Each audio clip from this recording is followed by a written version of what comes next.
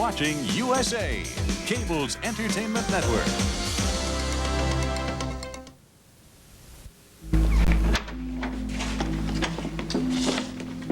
Skyler, good to see you, even in circumstances such as this. Well, thank you. Richard, I'd like to introduce you to my wife. This is Raven Whitney. Raven, this is Richard Todd Hunter Blaine, the finest legal mind I've ever had the pleasure of associating with. How do you do? My dear, you are just as beautiful as your husband is kind. I hope you're as good as you are charming. Please sit down, sit down. Skyler, haven't seen you around the club lately. Yes, well, you may have heard on the news I've been rather busy. You Whitneys certainly lead eventful lives. Well, I hope you don't believe everything they say. My dear, I'm not interested in right or wrong. It's just that I expected to hear from your husband sooner than this, when you were arrested for Logan's murder. Yes, well, actually, I was hoping that that case wouldn't come to trial. So it didn't. But now? Now it appears that my wife's case is somewhat more serious. I would say that is an understatement. I tell you, preacher, that woman just amazes me. Now, there I was, telling her all about my courageous exploits down Mexico way. She never even twitched an eyelash. Well, I can understand why Miss Saxon would sit still, because I know she can see right through you. She could just see as one of your tall tails. Well, no, right? this one was true. Oh, sort of. Anyways, you know what happened then? She threw you out, right? she did. I tell you, I love a lady who gives me a little bit of a fight. Can't believe I got an old man who has a pigskin for a hide. Now, what's that supposed to mean? That's supposed to mean how many times are you going to get kicked in the butt before you realize you're not a football in a game of life? No, now you are barking up the wrong conclusion. I told you that she threw me out, but I'm darn sure she didn't lock that door behind me. You know, I would think that having a door slammed in my face would be enough. Oh, Geraldine. Am I missing something here with you? Yet what you're missing is the essential ingredient of Dale Emerson's surefire courting technique. You're right. You know, I did miss that chapter in your book. Now, what was it again? Persistence. Persistence. Yeah, right, it's like the right. salmon swimming upstream, or the swallows coming back to Capistrano. Yeah, what about a mosquito that doesn't quit till he gets slapped? Ooh, ooh! You are looking at a man with a mission. I know. Dun dun dun dun dun dun dun dun. dun. All right, tell me what it is. I can't wait Well, to hear it. it's no secret that I'm getting on in years. You'd say that to some other poor soul, he wouldn't go to sleep all that night, but not me. Oh, no, siree. I know where I'm going to retire to, and I know who I'm going to be retiring with. Miss Saxon, huh? You said it. Who is it? Police. Police? What are you guys collecting for the policeman's ball? I gave it the office. John Emerson, 118 Parkside. We got a warrant to search your apartment.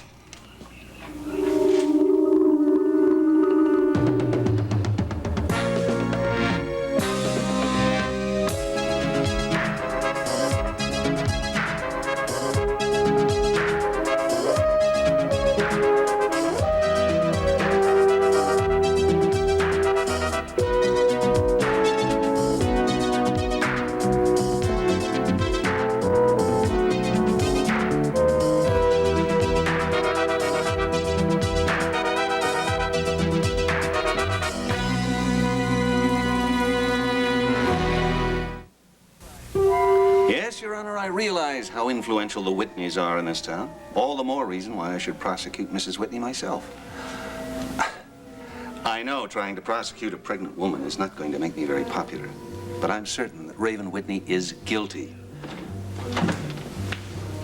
Well, by the time this goes to trial, I will be able to prove it beyond a shadow of a doubt. Yes, I'm that certain.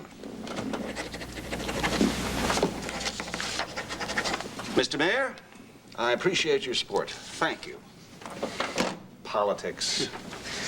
Thanks. Dr. Leonard's online, too. Well, I saw Leonard yesterday. Hello, Andrew.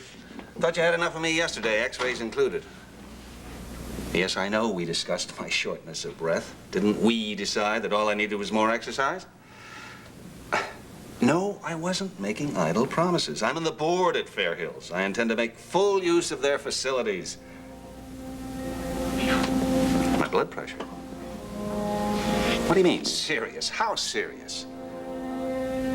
Schuyler, I am delighted you brought this case to my firm. That's because you're the best, Richard. You could not have made a wiser choice. So you'll take the case no matter how bad it looks? My dear, you are innocent until proven guilty. Never forget that. Of course we'll take it. I can't tell you how much we appreciate that. Thank you, Richard. This case sounds as though it might prove to be very interesting. Yes, Mr. Blaine. Has Brian managed to get an adjournment on that McQuinn hearing? Yes, he did. He's right here. Good. Would you ask him to step in here, please? Brian? Brian Murdoch, a valuable assistant of mine. Brian, Mr. and Mrs. Whitney. How do you do? I would like to ask Brian to sit in while we peruse your record, so to speak. That is, if you don't object. We have no objection. All right, now we can get started. Mrs. Whitney, if you will tell Brian and me what happened the night Logan Swift was murdered. All right, but I think I should start a little further back, like about 5 years. When I was married to Logan. We had a son.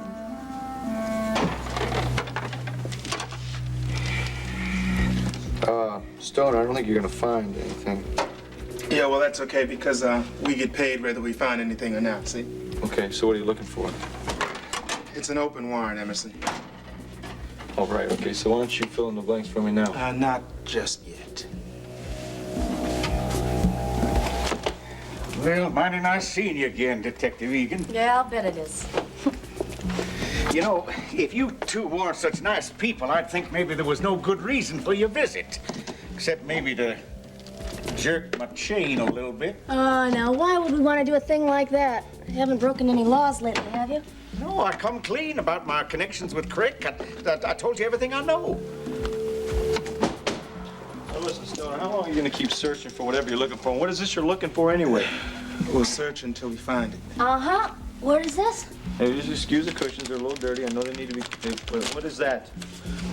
Well, what are you looking at me for? I never saw it before either. Wowie zowie. Looks like I found the end of the rainbow.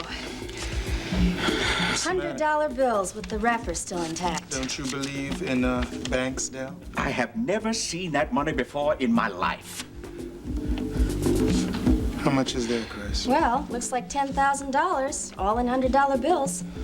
Maybe a cleaning lady left it. I think you better come on downtown with us. We want to ask you a few questions. Why? Now, I haven't done anything. Well, then you got nothing to worry about, right? Oh, that's one I never heard before. Just a second. You're not answering nothing until I get him a lawyer. I didn't say he was under arrest. Good, then I'm gonna come with you. No, don't fight him, son. Now, look, I don't need a nursemaid. Like I told you, my running days are over.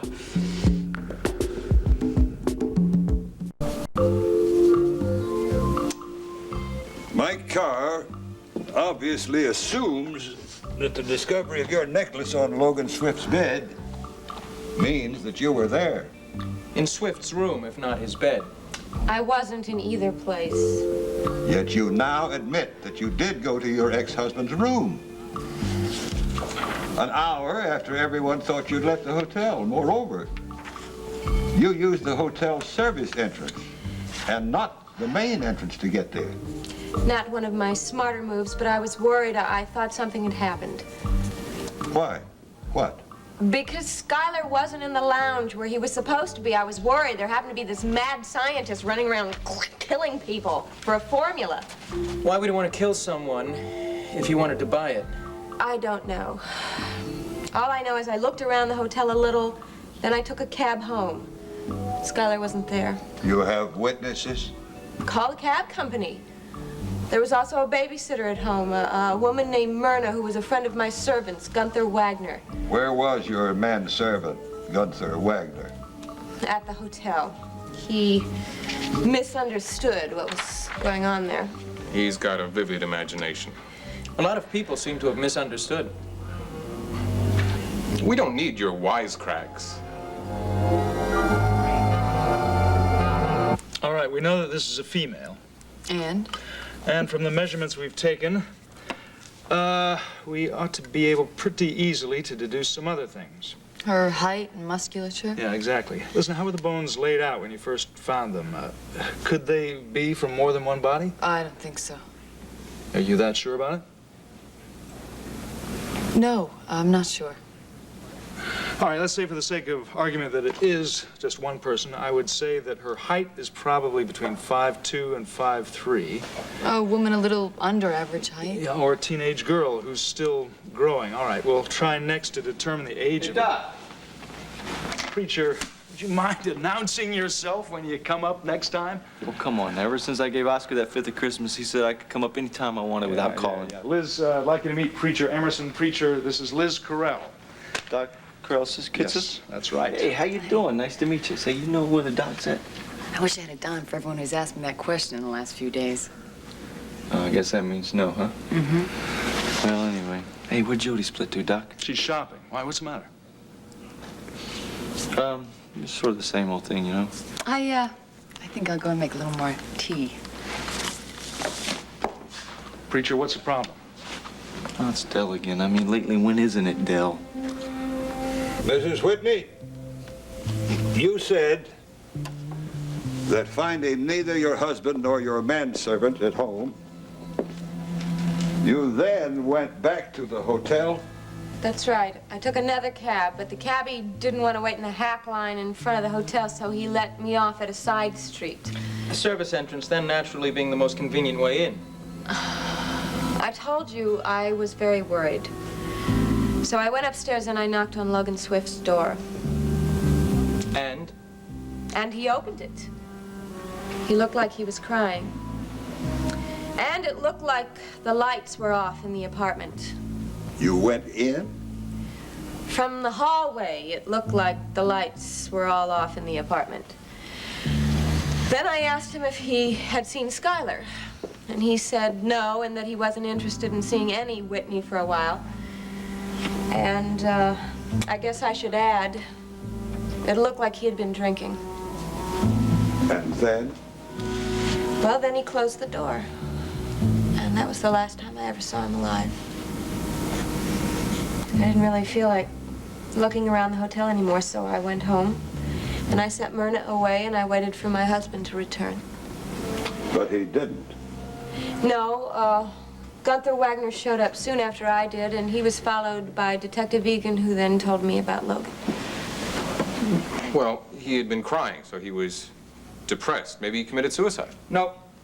No way. Why do you say that? No powder burns. Swift was obviously shot from a great distance, and he was shot in the stomach. You don't commit suicide by shooting yourself in the stomach.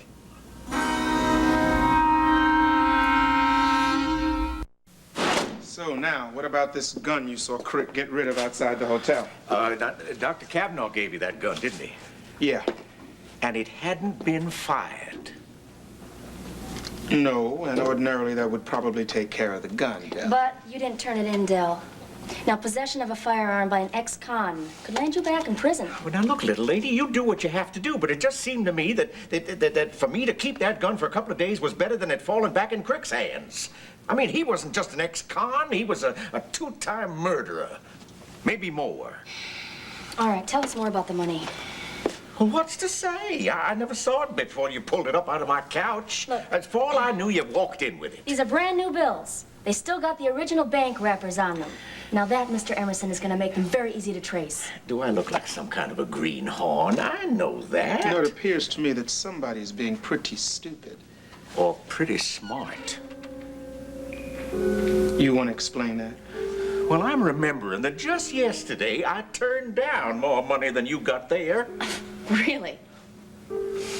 You know, it seems to me that going straight ain't gonna be as easy as I figured.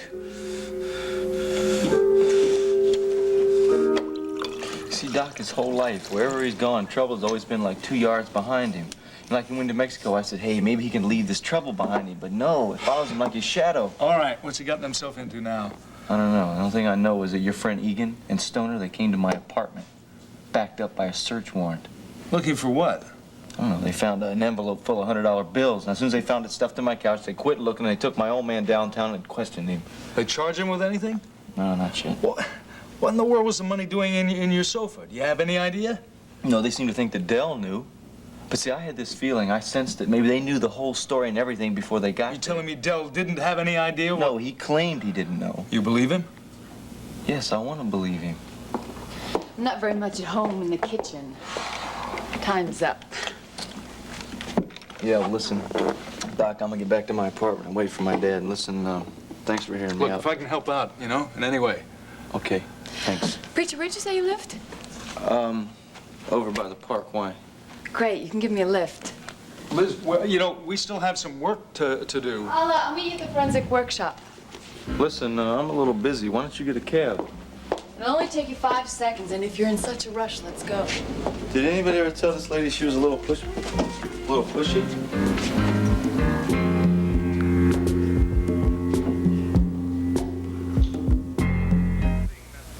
You know, suggesting that Logan had committed suicide was a passing thought, Counselor. Originally, I believed that he had been killed by Crick when Crick was trying to steal a formula. Well, of course, that's impossible. It may be unlikely, but nothing is impossible. Mr. Whitney, I'm talking about evidence, not metaphysics. What evidence? Look, Crick had absolutely no way of knowing who Mrs. Saxon was. Why then would he have been in her apartment, just to steal the gun? Richard, is it really necessary to have Mr. Murdoch sit in on this? I thought it was a good idea. Well, why would you think that? Because Brian is going to defend your wife.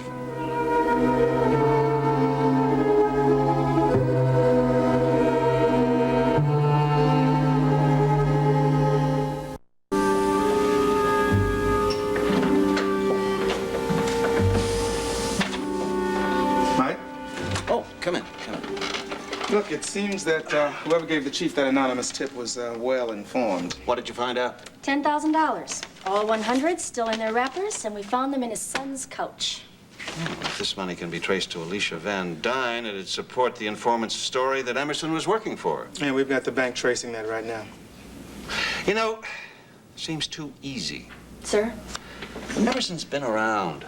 The first thing he would have done would have been to destroy these bank wrappers. Unless we grabbed him before he had a chance. Maybe. Better yet, he would have insisted on older bills. Something's not right. I want you to find out exactly who this mysterious informant is and what he has to gain from all this. We'll try. Derek and I will be interviewing Miss Van Dyne this afternoon. I'd appreciate knowing if this money came from her before our meeting. All right. If not, could you hold her off for a while?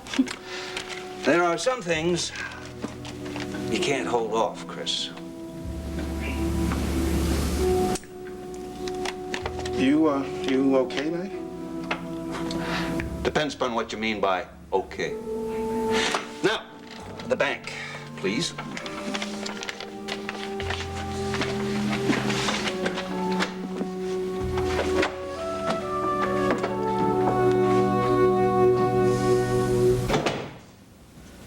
Hey, it's good to see you. I think I was gonna see you about 10 to 20 unless they gave you some time off for good behavior. Things don't look too good, boy. What's the matter? You told him you know nothing about the money, right? I mean, so what can happen? All right, I know that look. Now, where did you get that money from? Alicia Van Dyne. Here to keep me quiet. You lied to me. Now, you told me in Mexico that she came to you would turn her down, didn't you? I did. I told her I was going to tell the truth from now on. Put that money there in that couch the day she was here yesterday. Look, let me tell you something. That is not enough money to buy you off. I know that, and she knows I can still testify against her. But she wants to make damn sure that nobody believes a word that comes out of my mouth. All right, so how's she gonna do that? Well, I'm gonna think about that some. I'm also gonna think about a way to stop her. I don't understand. You're not going to help me? In a manner of speaking, I am. Richard, I came here to ask you to take my wife's case, not to give it to some smart-mouthed young associate of yours straight out of law school. That's right. We want you. I'm afraid I'm unavailable. You see, My long-awaited retirement takes place next week. What? I have waited a long, long time for this. Well, you're just going to have to reconsider. Look, I'll pay you whatever you'd like. From a man as rich as you, I could almost be tempted, but no. Oh, great. I'm accused of murder and he's going fishing. You don't have to worry about a thing. Brian is the finest young criminal lawyer I know. I don't believe this. You'd better believe it, Mr. Whitney. Right now, I'm the only one who can save your wife.